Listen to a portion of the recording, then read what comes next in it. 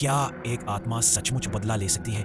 रिया ने जो फ्लैट किराए पर लिया, वहां एक आईने के पीछे छुपा था एक खौफनाक रहस्य जो उसे कभी चैन से जीने नहीं देगा।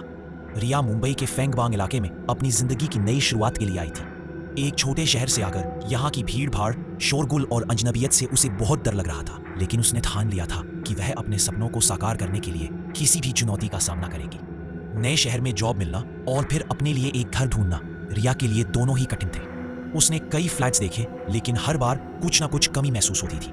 कहीं महंगे थे तो कहीं हालत इतनी खराब थी कि उसने सोचा ये तो अब रहने लायक नहीं। फिर एक दिन प्रॉपर्टी डीलर ने उसे एक पुराने और सस्ते फ्लैट के बारे में बताया। यह फ्लैट बिल्कुल सस्ता है और यहाँ से आसपास की पूरी सिटी भी दिखती है। डीलर ने उत्साह से कहा। रिया को इसका किराया सुनकर थोड़ा राहत महसूस हुआ। वह इस फ्लैट को देखे बिना ही तैयार हो गई। जब वह फ्लैट देखने पहुंची तो उसकी आंखें चौड़ी हो गई।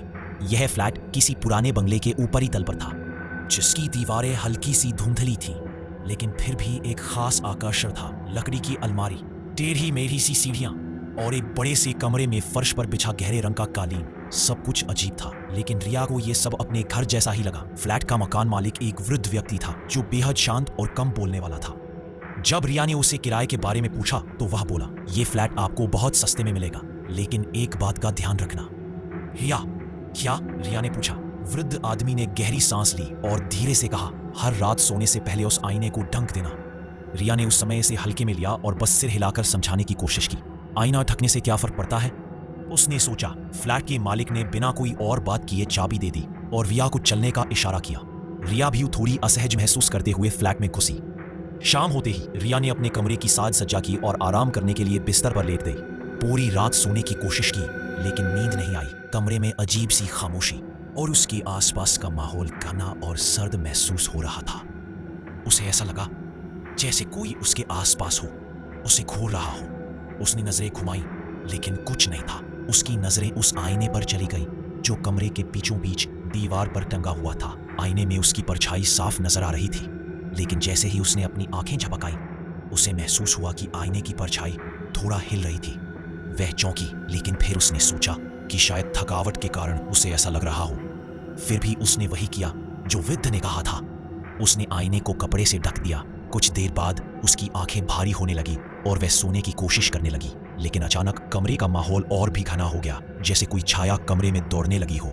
रिया की नसों में डर दौड़ने लगा, लेकिन वह खुद को समझाकर सोने की कोशिश करती है। लेकिन जब उसे फिर से नींद आई तो वह हल्की सी झपकी में थी, जब अचानक एक बहुत तेज आवाज ने उसे चौंका दिया। ऐसा लग रहा था जैसे कोई बहुत पास से खड़ा हो और उसे देख रहा हो। उसकी धड़कन बढ़ गई। डर से वह बिस्तर से कूद पड़ी और जल्दी से बत्ती चला दी। फ्लैट की खामोशी उसे डरा रही थी। घड़ी ने 2:30 बजे का वक्त दिखाया। रिया घबराई हुई सी बिस्तर के पास रखे मोबाइल की स्क्रीन पर नजर डाली। किसी अजनबी नंबर से मिस कॉल थी। वह कॉल बैक करती है, लेकिन लाइन पर बस एक घना सन्नाटा था, जैसे कोई ना हो। तभी अचानक एक घबराई हुई आवाज उसके कानों में पड़ी, तुमने आईने को ढका क्यों नहीं? वह वही आवाज थी जो वृद्ध आदमी ने कहा था। रिया की त्वचा कांपने लगी। वह समझ नहीं पा रही थी कि यह सच है या सिर्फ उसका डर। फिर भी वह समझ नहीं पाई कि वह क्यों डर रही थी। क्या आईने में कुछ था?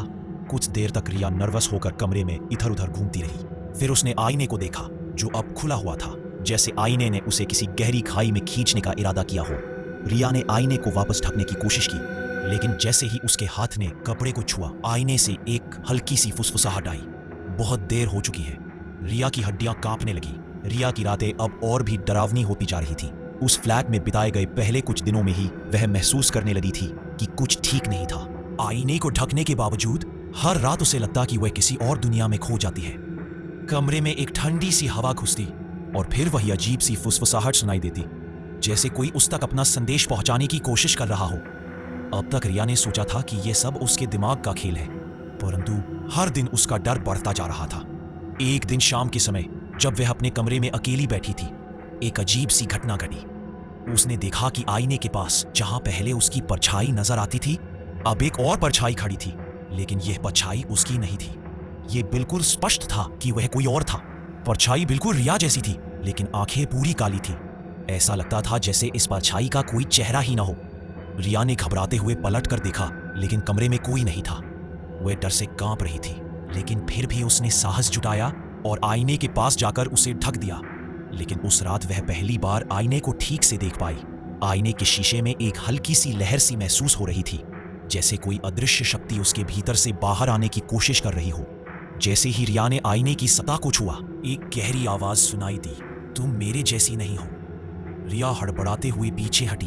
उसका दिल जोर से धड़कने लगा, लेकिन अगले पल आईने के अंदर उस काली परछाई ने अपनी आंखें खोल दी और रिया को घूरने लगी।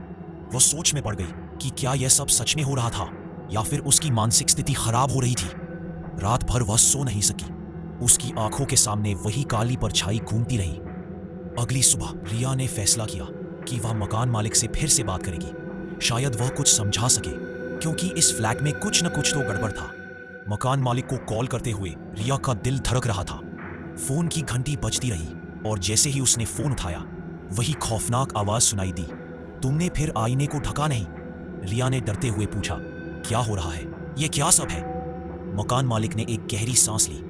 यह फ्लैट कोई साधारण फ्लैट नहीं है, यह एक काला मना हुआ स्थान है। आईने के बारे में चेतावनी दी थी, लेकिन अब बहुत देर हो चुकी है। रिया ने तेजी से फोन काट दिया और वापस अपने कमरे में भागी। उसने फिर से आईने को ढका, लेकिन इस बार एक और डरावनी बात हुई। आईने के पीछे हल्की सी सीटी की आवाज सुनाई दी, जैसे कोई खिसकता हुआ आ रहा हो। रिया का दिल मचलने लगा। वह समझ गई थी कि वह अब इस चीज से पीछा नहीं छुड़ा सकती थी। रिया की जिंदगी अब बर्बादी के कगार पर थी। वह रोज अपने कमरे में बुरी तरह से डर के साए में जी रही थी। आईने का खौफ, अजीब सी आवाजें और असमंजस की स्थिति ने उसकी मानसिक शांति पूरी तरह से छीन ली थी।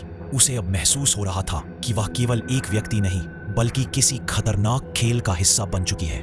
वह अब इस फ्लैट से निकलने के बारे में सोच रही थी, लेकिन फिर भी कुछ न कुछ उसे खींचता रहता था, जैसे कोई अदृश्य ताकत। एक दिन रिया को समझ में आया कि उसे एक रास्ता खोजने की जरूरत है। उसने घर के कोने कोने में तलाश करना शुरू किया, खासकर उस आईने के आसपास जिससे उसे सबसे ज्यादा डर लग रहा था। एक शाम जब रात घनी हो चुकी थी और बाहर हवा में सर्दी का एहसास हो रहा था, उसने देखा कि आईने के पास कुछ और भी था। रिया ने डरते हुए आईने के सामने जाकर उसके पास रखा पुराना लकड़ी का डिब्बा देखा। डिब्बा काफी पुराना था और उसकी लकड़ी में घिसाव साफ नजर आ रहा था। रिया ने डिब्बे को खोला और उसमें एक बहुत पुराना कागज मिला। कागज पर कुछ लिखा हुआ था, लेकिन अक्षर इतने मटमैले और धुंधले थे कि वो सही से पढ़ नहीं पा रही थी। फिर भी कुछ शब्दों को उसने समझ लिया। उसने मुझे मरने नहीं दिया, अब मैं उसे सजा दूंगा। रिया का दिल जोर से धड़कने लगा। वो कागज और डिब्बा हाथ में पकड़कर सोचने लगी कि इसका क्या मतलब हो सकता है। फिर अचानक एक आवाज आई जो आईने से आ रही थी। वो आवाज एक औरत की थी जो धीमे धीमे रिया का नाम पुकार रही थी, रिया मदद करो। रिया का दिल और तेज धड़कने लगा। उसने पीछे मुड़कर देखा, लेकिन कमरे में कोई नहीं था। फिर वो आवाज फिर से आई, रिया मदद करो, मुझे बाहर निकालो। इस बार वो आवाज बहुत पास महसूस हुई। रिया को लगा जैसे कोई उसके कंधे पर खड़ा हो। उसने हड़बड़ाते हुए अपने शरीर को घुमाया, लेकिन वहां कोई नहीं था। सिर्फ वो आईना था जिसके अंदर वो अजनबी छाया और परछाई झलक रही थी। रिया का माथा थनका। क्या यही आत्मा उसे बुला रही थी? अचानक वो आवाज फिर से आई, लेकिन इस बार आवाज और भी ज्यादा डरावनी थी, जैसे कोई बहुत गुस्से में हो। वो आवाज साफ कह रही थी, तुमने मुझे नहीं छोड़ा, अब तुम नहीं बच सकोगी। रिया कांपती हुई आईने के पास पहुंची। उसका हाथ अब कांपने लगा था, लेकिन उसने फिर भी साहस जुटाकर आईने को छुआ। जैसे ही उसके हाथ ने आईने को छुआ, उसे एक अजीब सी ठंडी हवा महसूस हुई और साथ ही उसकी आंखों के सामने वही काली छाया फिर से दिखाई दी। छाया की आंखें अब पूरी तरह से काली हो चुकी थी और वो धीरे धीरे आईने से बाहर निकलने की कोशिश कर रही थी। रिया ने घबराते हुए अपने कदम पीछे खींचे, लेकिन वो छाया अब आईने से बाहर निकल आई थी और उसके सामने खड़ी थी। वो वही डरावनी आकृति थी जो रिया को पिछले कुछ दिनों से परेशान कर रही थी। उस आकृति के चेहरे पर खौफनाक मुस्कान थी और उसकी आंखों में एक बेजबान दर्द था। तुम मेरे साथ रहोगी, वो छाया बोली। तुमसे पहले मैंने उसे मार डाला था, अब तुम्हारी बारी है। रिया को महसूस हुआ कि उसके पूरे शरीर में सिहरन दौड़ रही थी। उसकी आंखों के सामने अंधेरा छा गया और वो समझ नहीं पाई कि यह सच है या सिर्फ उसका डर। उसे कुछ याद, क्या वह कागज वही आत्मा लिखकर गई थी? कागज में जो लिखा था वह अब समझ में आ रहा था। वह आत्मा जो पहले इस फ्लैट में रहती थी, एक दिन मर गई थी और उसका बदला लेने आई थी। रिया को अब अपने जीवन का खौफनाक सच पता चल चुका था। वह केवल एक शिकार नहीं थी, बल्कि एक दंड के रूप में इस आत्मा का निशाना बनी थी और अब उसे एक और गंभीर खतरे का सामना करना था। क्या वह आत्मा उसे अपना शिकार बनाएगी या रिया उसे हराने का कोई तरीका ढूंढ पाएगी? रिया की सांसें तेज हो रही थी। उस छाया को सामने देखकर वह पूरी तरह से कांप रही थी।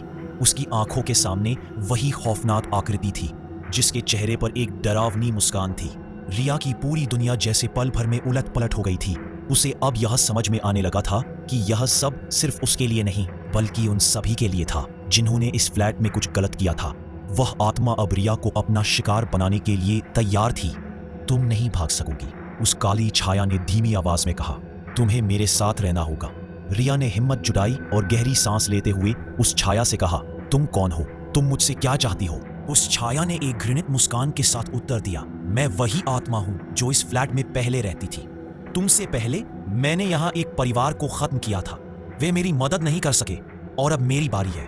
तुम्हें मेरे साथ रहना होगा क्योंकि तुम उस दर्द को समझ सकती हो जिसे मैंने सहा।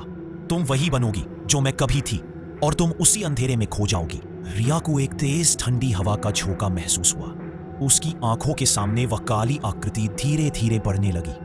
रिया अब समझ रही थी कि वह जो कुछ भी देख रही थी वह सिर्फ एक डरावना दृश्य नहीं था बल्कि वह आत्मा सचमुच उसे अपनी दुनिया में खींचने की कोशिश कर रही थी। तुम मुझे नहीं जीत सकती, रिया ने गुस्से से कहा। मैं तुम्हारे सामने डरने वाली नहीं हूं। मुझे अब तुम्हारा डर नहीं है।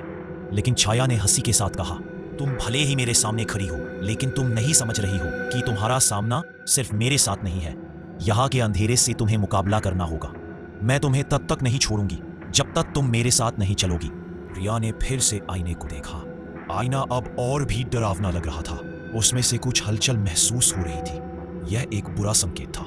वह जानती थी कि उसे किसी भी हालत में यह फ्लैट छोड़ना होगा। वह अब और देर नहीं कर सकती थी। रिया ने अपना मन बनाया। वह जानती थी कि उसके पास अब केवल एक ही रास्ता था। वह आत्मा से खुद को बचाने के लिए उस फ्लैट को छोड़कर कहीं और जाना होगा। लेकिन क्या उसे छोड़ने का मौका मिलेगा? अचानक रिया के दिमाग में एक विचार आया। उसने सोचा, क्या अगर वह आत्मा सिर्फ बदला लेने के लिए परेशान कर रही है तो क्या मैं उसे शांत करने के लिए कुछ कर सकती हूँ? उसे लगने लगा कि शायद वह आत्मा अब भी उसी जगह फंसी हुई है जहाँ कभी उसे तकलीफें दी गई थी। रिया ने शांति से सोचा, मुझे उस आत्मा से बात करनी होगी। मुझे समझना होगा कि वह क्यों कष्ट में है। रिया ने पूरी तरह से आत्मस्मरण किया। वह किसी भी हालत में हार मानने वाली नहीं थी। वह उस आत्मा से सचमुच बात करने का रास्ता निकालेगी। तभी अचानक कमरे में हल्की सी आवाज आई, क्या तुम मुझे समझ पाओगी? रिया ने अपनी आंखें बंद की और एक गहरी सांस ली। फिर उसने धीरे धीरे कहा, हाँ मुझे समझ आ रहा है। तुम क्या चाहती हो? उस छाया ने फिर से धीरे से कहा, मैंने तुमसे कहा था ना, तुम वही बनोगी जो मैं थी।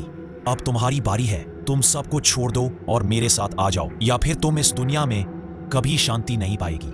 रिया ने अपनी आंखें खोली। अब उसे लगने लगा कि यह सब सिर्फ एक डर नहीं बल्कि एक चेतावनी थी। उस आत्मा को अब शांत करने का रास्ता ढूंढना उसकी जिंदगी का सबसे बड़ा और खतरनाक संघर्ष बन चुका था। रिया के मन में एक ही सवाल घूम रहा था, क्या वह आत्मा उसे सचमुच छोड़ने वाली थी? वह जानती थी कि यह उसकी आखिरी लड़ाई थी। फ्लैट में हर कोने से डरावनी आवाजें आ रही थी और वह खौफनाक छाया अब भी उसके पास खड़ी थी। रिया को इस बात का एहसास हो रहा था कि वह केवल एक शिकार नहीं थी बल्कि उस आत्मा के जाल में फंसी हुई थी जो अपने बदले से संतुष्ट नहीं होने वाली थी। तुम मुझे कभी नहीं छोड़ सकोगी। वह काली छाया एक बार फिर से मुस्कुराई। तुम मेरे साथ रहोगी और मैं तुम्हारे भीतर समा जाऊंगी। तुम्हारे शरीर में मेरी आत्मा पूरी तरह से बस जाएगी और फिर तुम मेरी तरह हर दिन बर्बाद होती जाओगी। रिया ने गहरी सांस ली। उसने अपनी पूरी ताकत जुटाई और खुद से कहा, नहीं, मैं हार नहीं मान सकती। मैं इसे खत्म करूंगी। रिया ने उस काले आईने को ध्यान से देखा। उसे याद आया कि पहले आईने के पास वह कागज मिला था जिसमें लिखा था, तुम मुझे मरने नहीं दो, अब मैं उसे सजा दूंगा। वह समझ गई कि आत्मा बदले की भावना से ग्रस्त थी और उसे इस खौफनाक चक्र से बाहर निकलने के लिए इसे शांति देना होगा। लेकिन क्या यह संभव था? रिया ने हिम्मत जुटाकर आत्मा से कहा, तुम्हें शांति चाहिए। तुम्हारा बदला पूरी तरह से तुम्हें नहीं मिलेगा। यह चक्र तभी खत्म होगा जब तुम मुझे शांत रहने दोगी। तुम्हें मुझसे बदला लेने की कोई जरूरत नहीं है। मैं तुम्हारे दर्द को समझ सकती हूँ लेकिन तुम्हें इससे बाहर निकलने का रास्ता ढूंढना होगा। आत्मा की आवाज में अब गुस्सा था। तुम नहीं समझती, तुम नहीं जानती कि मुझे क्या सहना पड़ा। हर पल हर रात दर्द ही दर्द था। मुझे मरने का अवसर नहीं मिला, मुझे बदला लेना था और अब तुम मुझे रोकने की कोशिश कर रही हो। रिया ने कहा, मैं तुम्हारे दर्द को महसूस कर सकती हूँ लेकिन बदला कोई समाधान नहीं है। तुम चाहती हो कि मैं तुम्हारी मदद करूँ। मुझे भरोसा है अगर तुम मेरी मदद स्वीकार करोगी तो तुम फिर से शांति पा सकोगी। वह काली छाया थोड़ी देर तक चुप रही। अचानक कमरे की हवा में एक अजीब सी हलचल हुई। रिया को महसूस हुआ कि अब वह छाया कमजोर हो रही थी, जैसे वह अपना शक्ति खोने लगी हो। रिया ने फिर से आईने की ओर इशारा किया और कहा, ये तुम्हारा रास्ता है, तुम्हारा शांति यहाँ है, अपनी आत्मा को मुक्त करो। अचानक आईने के भीतर से एक तेज रोशनी निकलने लगी। वह काली आकृति धीरे धीरे विलीन हो रही थी, जैसे वह एक बार फिर से उस अंधेरे में खोने जा रही हो जहां से वह आई थी। रिया की आंखों में आंसू थे, लेकिन ये आंसू भय के नहीं बल्कि राहत के थे। उसे महसूस हुआ कि वह एक भारी बोझ से मुक्त हो रही थी। आत्मा के प्रतिशोध का चक्र अब खत्म हो चुका था। धन्यवाद, तुमने मुझे शांति दी, वह आत्मा आखिरी बार बोली और फिर आईने में पूरी तरह से विलीन हो गई। रिया अब अकेली खड़ी थी, लेकिन उसके दिल में एक अजीब सा सुकून था। फ्लैट की हवा हल्की और गर्म हो गई थी और उसके चारों ओर का अंधेरा अब गायब हो चुका था। वह जानती थी कि वह अब सुरक्षित है। आत्मा का प्रतिशोध खत्म हो चुका था और वह अपनी जिंदगी को फिर से एक नए सिरे से शुरू कर सकती थी। रिया ने धीरे धीरे फ्लैट का दरवाजा खोला और बाहर की दुनिया में कदम रखा। आज का दिन उसके लिए एक नई शुरुआत का प्रतीक था। अब वह जानती थी कि भूत प्रेत और आत्माएं केवल उन जगहों तक सीमित नहीं होती जहां वे रहती हैं, बल्कि वे उन लोगों के दिलों में भी होती हैं जो उन्हें अपने डर से शक्तिशाली बना देते हैं। लेकिन अब वह उस डर से बाहर निकल चुकी थी। रिया के चेहरे पर एक हल्की मुस्कान थी। यह उसकी जंग थी और उसने उसे जीत लिया था। यही थी कहानी, अंतिम प्रतिशोध, आत्मा का मुक्ति पथ। अगर आपको कहानी ने डराया या आपको पसंद आई हो तो वीडियो को लाइक करें और ऐसी ही डरावनी कहानियां सुनने के लिए हॉरर इलोरा चैनल को सब्सक्राइब करना न भूलें। नई कहानियों के लिए घंटी जरूर दबाएं। अंधेरे में सावधान रहना। अगली कहानी तक अलविदा।